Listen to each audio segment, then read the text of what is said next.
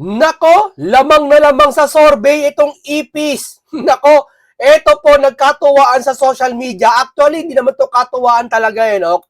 Dandamin talaga ng mga tao to sa social media, no? Meron po talaga nag-post na talagang ipis po, no, na nagpa-survey po sila sa tungkol sa kay Marcos at sa ipis. Ito po Ayan. Ayon po sa kalkula natin, hindi ito ano na naman to tansyahan lang to. Sa social media lang to, hindi naman to accurate, no. Pero dun sa nakikita po sa social media po, talagang napakarami po talagang likes and share. Ayan po Doon po sa isang post ni Jmar, umabot po ng 171k reacts ng heart. Tapos yung comment po, 3,000. Ongoing pa po yan, no? Napakarami pa po ng ano na yan. Ngayon, magbabasa po tayo ng mga komento nila tungkol dito sa reaction survey na to, no? Ngayon, dito muna tayong dumako sa ekonomiya. Yeah. Kasi alam nyo mga kababayan hindi naman po sabi talaga kasalanan ng Pangulo ang nangyayari sa atin talaga sa bansa natin. Hindi naman kasalanan halimbawa, padre de pamilya, yung anak mo, halimbawa, suntukan yung kapitbahay mo, hindi namang kakasuhan yung tatay mo dahil sa anak mo. Tama? Hindi naman na sumuntok yung tatay mo, anak mo sumuntok, tatay mo makakasuhan. Hindi ganon. Nga lang, may responsibilidad po ang isang padre de pamilya kapag ang isang anak ay nalilisan landas. O kaya, ang isang driver ng isang truck o ng isang papasaherong jeep, pag nabangga ba yung jeep ng driver na alam mong kung ano man ang mangyari sa daanan sa jeep, kasalanan ba ng mga pasahero yon? Hindi. Di ba? Nasa driver pa rin yon. Kung tutusin ko, hihinto niya ba o papayuhan yung mga nasa loob ng jeep? Nakuha niyo punto ko. Si Marcos, hindi naman talaga niya kasalanan lahat ng mga nangyayaring korupsyon ngayon. Pero, magiging kasalanan niya to kung ikaw ay sasabihin mo wala kang pakialam. Lalo na yung spokesperson, no? Sasabihin, walang kinalaman dyan? Malayo ang Malacanang dyan? Trabaho lang? Ang Pangulo? Di ba? Dati kasi nasanay kami kay Duterte Ito sa mga tsorya ko lang lahat to Nasanay kami kay Pangulong Duterte na kung saan meron lang konting problema lang kung nababalitaan nyo dati nagsasalita ang Pangulo. Ano ba masasabi mo doon, Pangulo? Ganyan. Kung baga ika nga, mapagpatol. At kailangan talaga mapagpatol ka sa issue. Diba? Hindi naman porket papatulan mo yung issue, chismoso ka ng bilang Pangulo. Hindi. Kailangan marinig ng taong bayan, yung kailangan mong gawin. Anong kailangan mong gawin? At pag kailangan mo ng mangilaw, pakikialaman mo talaga. Example, mas hinahanap pa si Gutesa ni Boy Tago kesa kay Saldi. Tama? Sino dapat mangilam na diyan? Sa kataas-taasan na syempre ang Pangulo. Wala tayong nakikita. Sabi nito, trabaho lang daw. Yun ang nakakagalit. Kung bakit ang mga tao, kung bakit ganito ang naging survey ng ating Pangulo. Ayan survey lang daw. Daw lang aside daw, joke lang diha. 171,000 react. Puro heart lang yak. 2,000 lang dyan yung kay Junior. Yeah, almost 2%. Yeah? Yan ang ibig kong sabihin mga kababayan. Kaya, ang tatamaan po sa isang pamilya, kung yung anak mo barumbado, yung tatay mo, bagaman hindi kasalanan ng tatay yung ginawa ng anak, pero ang tatamaan yung tatay mo, tapos sasabihin ng tatay, wala akong kinalaman yan, trabaho lang. Di ba? Ako, natatrabaho lang ako sa opisina, wala akong kinalaman yan. Ikaw nagpapalaki sa anak mo Ikaw nagmamaneho sa isang bus. Sasabihin mo, wala kang alam nung nabangga mo yung bus. Ikaw ay iimbestigahan. Yung pasahero ba ang kasisisihin? Sasabihin ba ng driver, wala akong pakialam dyan. Ganun ba? Nagtatrabaho lang ako, driver lang ako. Hindi. May pananagutan ka. Ngayon, sa pagkakataong ito, Hindi ko naman gusto mangyaring ganito na ganito ang Pangulo. Pero itong lumabas oy, take note hindi sa akin to ha. Ako nagre-react lang ako sa nangyayari at makikita nyo mamaya. No? By the way, basahin mo natin itong si kay Kiko Barsaga, ayan o. Sabi ni Claire Castro, tulungan nyo na po ang Pangulo. Lahat po tayo tumulong sa Pangulo para ingatan po yung ekonomiya. Para lumalabas, biktima pa kami. Wag mo ko kami utusan, ma'am. Wag mo kami utusan. Di ba? Papakagaya ng kay Bongo, pati kay Recto ata. Ha? Dapat lang utusan kayo, ma'am. Kasi binabayaran namin kayo. Dapat kayo gumawa ng paraan yan. Wag nyo kami parang lumalabas kasi sinisisi nyo kami sa pagkakataon yan eh. Na bakit namin tutulungan ng Pangulo? Matagal na kami tumutulong. Di ba? Ano yung tulong na gusto namin may ambag? Yung magsasalita kami sabay-sabay. Alin yon? Example sa nangyayari, anomalyang flood control. Ha? Yung simple na nga lang sabihin namin ang ICI gawing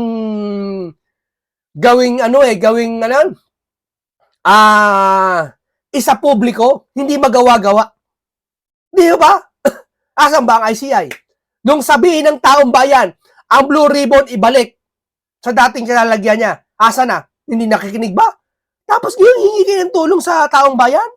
Sa tingin niyo pakikinggan kayo? Ha? Nung kami tumawag, hindi kayo nakikinig eh. Di ba? Ngayon tatawag kayo sa inyo, makikinig yung dating tumatawag sa inyo. Ha? Ganun lang yun, ma'am. Di ba? Kaya para lumalabas, biktima kami dito eh. Di ba, mga kababayan? Paano namin sabi ni Kiko Barsaga, paano namin iaangat kung si Presidente Marcos mismo ang nagpabagsak ng ekonomiya? Kasi alam niyo mga kababayan, pag ikaw mayaman at investor ka, hindi ka mag-i-invest sa Pilipinas kung ewan ko lang sa akin, hindi ko ewan ko sa kanila, kung ako lang investor ako lang teka muna, nagkakagulo sa Pilipinas eh. Hindi muna ako papasok dyan, hindi muna ako manginegosyo. Di ba? Saka apektado ekonomiya. Di ba? Yung mga galit ng tao, yung baha araw-araw na delay sila. Di ba? Sabi ko nga sa inyo, simpleng traffic lang eh. Simpleng inaayos lang yung kalsada. Na yung kalsadang ayaw sisirain sa mahabang kilometro. Nagka-delay-delay ni mga papasok sa opisina, nagka-late na. Yung ekonomiya, takbo ng ekonomiya babagal. Doon pa lang. Babagsak na ng konti ang ekonomiya. Di ba? Lalo pa kaya sa nangyayari ngayon. Di ho ba, madam? Iwan na natin yan. Panoorin natin to si Claire Castro at bago tayo dumako sa mga matatawa kayo sa mga nagko-comment. Babasahin natin. Hindi aking galing to. Baka sabihin, inimbento ko to ha. Dito muna tayo kay sandali. Asan na ba yun? Ito. Tulungan nyo na po ang Pangulo. Tulungan nyo na po ang Pangulo. Lahat po tayo tumulong sa Pangulo para iangat na po yung ekonomiya. Kasi kapag lagi pong may ganito... paano pa hindi tumulong? Ito lalabas niyan eh. Pag hindi ba kami tumulong, kasalanan namin? Kasi pag bumagsak kayo, kasi kaya siya humihingi ng tulong, na iangat ang ekonomiya kasi maaring dalawa lang kinalalagyan ng ekonomiya ngayon. Kung di bagsak o nasa gitna lang ang ekonomiya, hindi makaangat. So meaning ba pag umihingi kasi ng tulong ng isang tao, meaning nangangailangan talaga ng paglingap. Tama? O pagtulong talaga. Sabihin seryoso talaga to. So ibig mo palang sabihin kung hindi tumulong ang mga Pilipino, ang magiging may kasalanan nito Pilipino? Tama. Akin lang kasi humihingi ka ng tulong eh. Pag ito ba hindi nagtagumpay sa paghingi mo ng tulong, magiging kasalanan ba namin ng mga Pilipino na kami na nagbabayad sa inyo dyan? O dapat kami ang tulungan nyo doon sa sinasabi namin na kami ang may boses kami na hindi nyo sinusunod? Na sitwasyon, negatibo yung tingin dyan eh. So baka hindi gumanda ang dating ng ekonomiya sa atin because baka puro negative ang makita ng ibang bansa. Hindi puro baka makita. Nakikita talaga ng ibang bansa. Negative talaga. Negative talaga ho. Biruin mo, nakapokus kayo sa problema ng hindi naman problema. Sa flood control, hindi nyo pinupokusan. Kasi kung nakapokus kayo, yung nagtatago dun sa Spain, sana kinanselan nyo na yung passport. Wala eh. Diba? Ginagalit lalo niyo yung tao. My goodness. Tulong-tulong? Tinulungan na namin, di ba? 31 million kami para mapunta siya sa pwesto na yan. Tapos, anong mangyayari sa bansa natin? Puro ganito na lang? Ha? Tulungan nyo ang sarili nyo. Tulungan nyo ang bawat isa kung paano maiahon sa kahihiyan ang Pilipinas. Hindi yung kami na nga yung nanakawan. Kami pa yung, Tama. kayo biktima? Oh. Kami suspect? Ang galing! Puro natin na patatahin. Ayun, di ba? Parang dito kasi lumalabas, Madam Claire, tulungan nyo kami. Nung kami nanghihingi ng tulong sa inyo, hindi naman pinansyal, hindi naman support, no? Yung tulong na kung saan, gusto lang namin makaambag na rin. Na, yan nga, tungkol sa ICI, sa flood control. Anong sinasagot nyo lagi? Ang Pangulo, nagtatrabaho lang?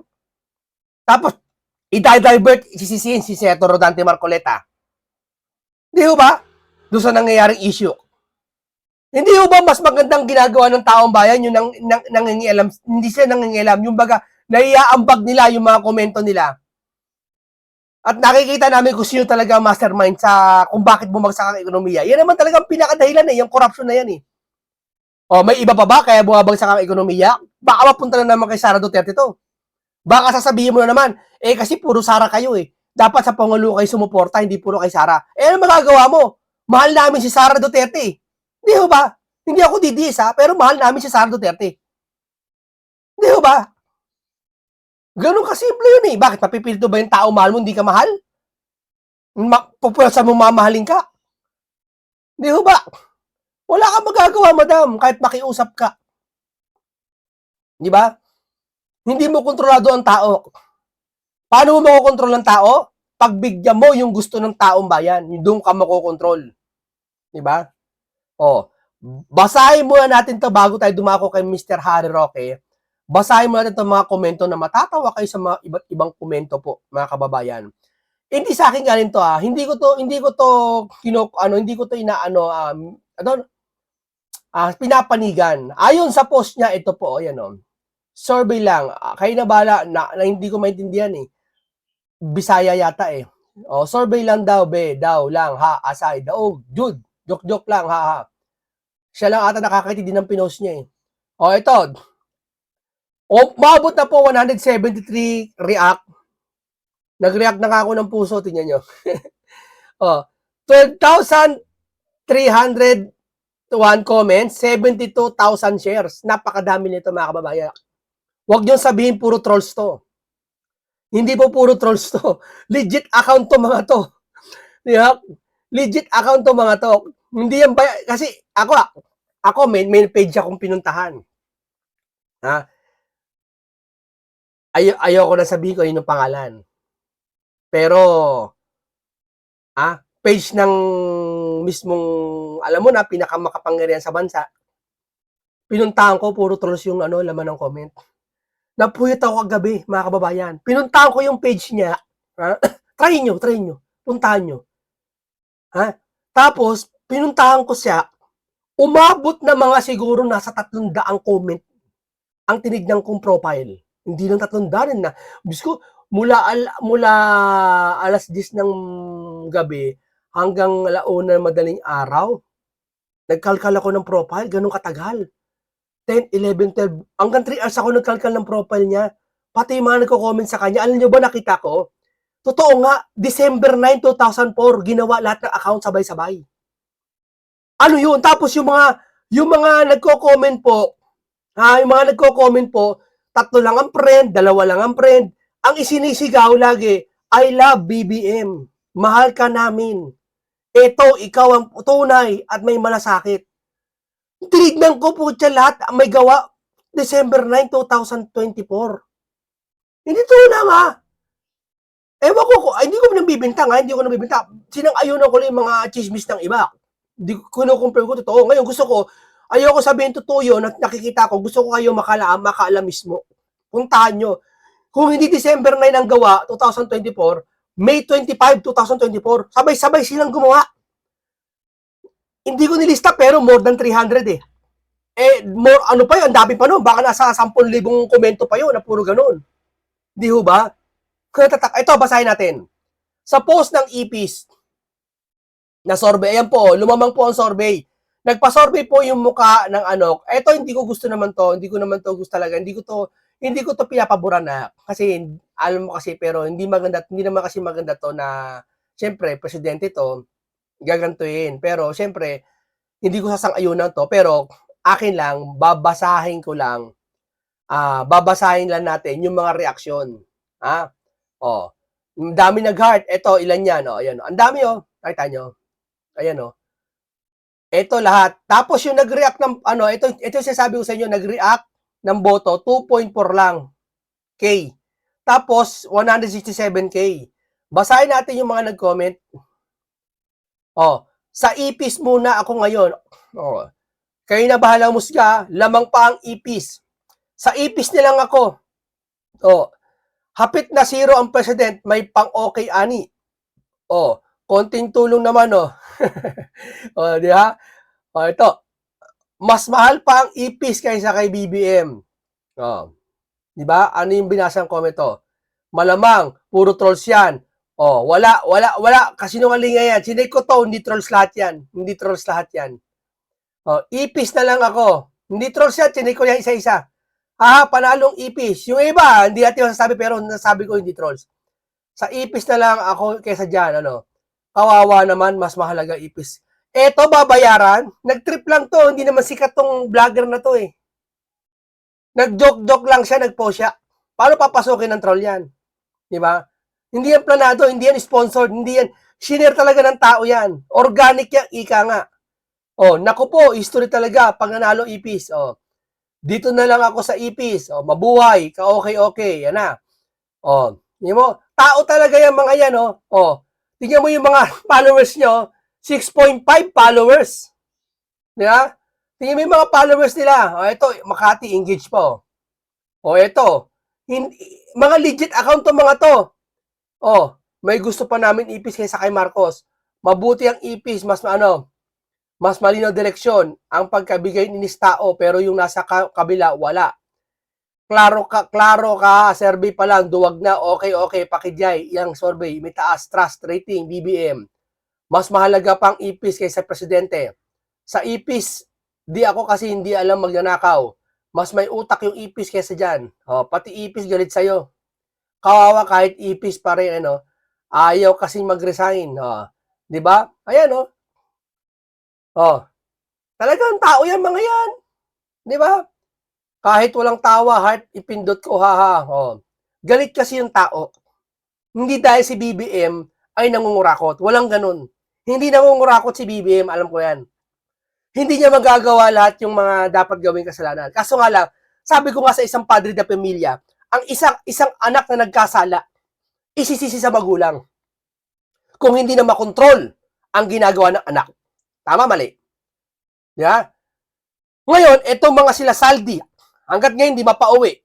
Mas buti pa si Gutesa hinahanap. Asan si Gutesa? Bakit hindi labas ni Marco Beta? Yan ang ano nila eh. Hanapin nyo si Saldi. Bakit di nyo mailabas? Di ba? Doon nagkakahit ang taong bayan eh. Kasi yun ang hinihingi nilang resibo tapos hindi natin mailabas. Tama ba mga kababayan? Di ba? So okay na lang kahit anong buwang. No. Basahin natin mga habang comment. Magkakaroon tayo ng mga habang comment para maganda basahin. Ito. Akalain mo nga naman, mas gugustuhin pa ng karamihan ipis kaysa kay BBM. Ayan legit account to. Ayan legit account yan. Ito pa. Ayan, yan. Hoy, sino ka mag-utos ng ganyan? Di mo nakita sa daming magawa, ni taas pa ba? Ikaw pa ba, sustos tanta ninyo, ni Pera BBM, masos. Marami na siya pinagawa. Kaysa, ma'am, ang presidente talaga, obligasyon magpagawa. Obligasyon pumirma ng mga dapat pirma ng budget.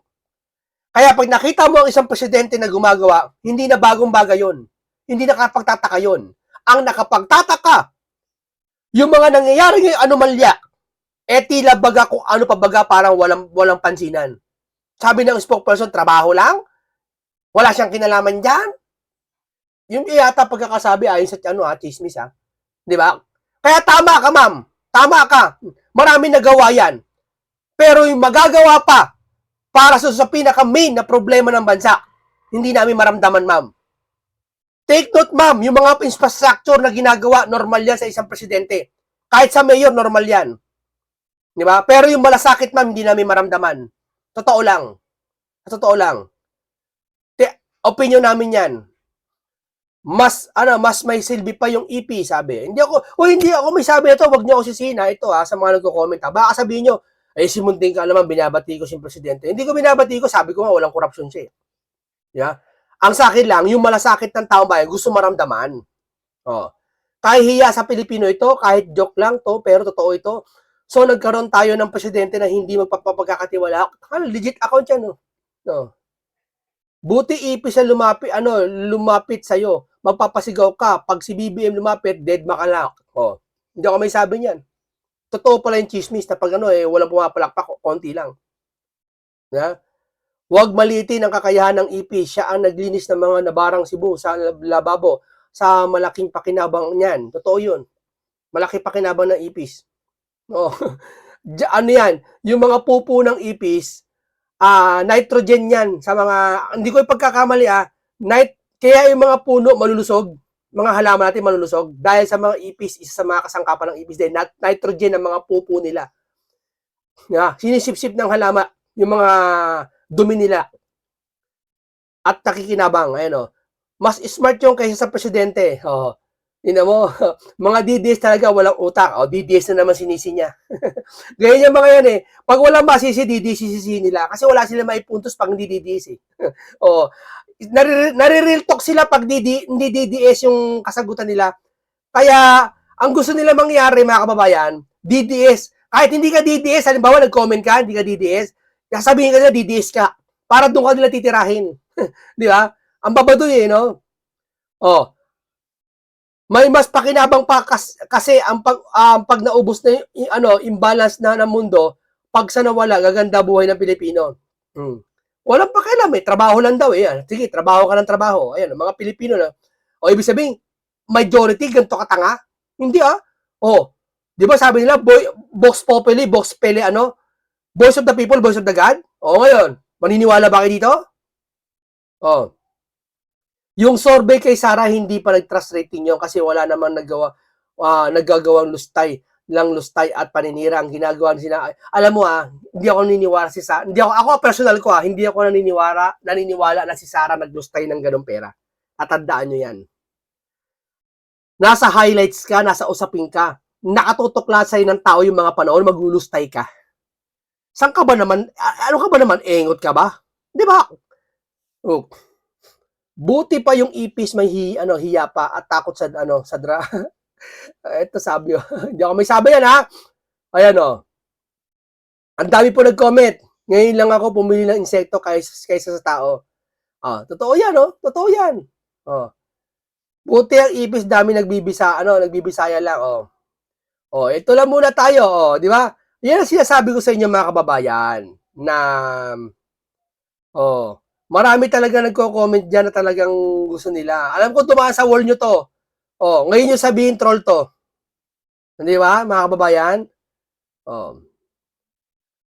Yan yung isang palatandaan, mga kababayan, na talagang yung tiwala kasi ng tao mahirap kunin ng sabay-sabay. Maaring individual makukuha mo. Pero yung tiwala, yung survey ang dami nagpapasurvey. Sa survey ka maniniwala. Di ho ba?